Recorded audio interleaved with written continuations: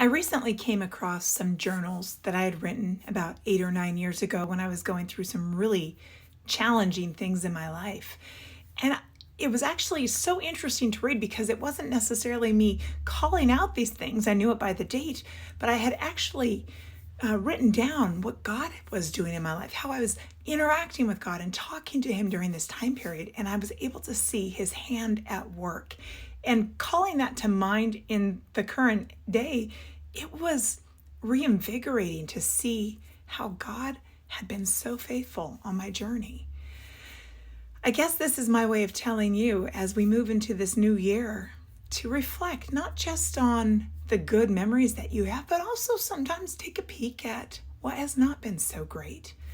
What have you learned from where you've been and to where you are now? How has God intersected with you along the way?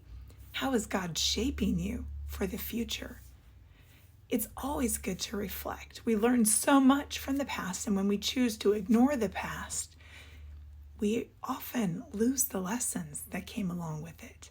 I encourage you to take some time to intentionally pause and look at where you've been and how you got to where you are.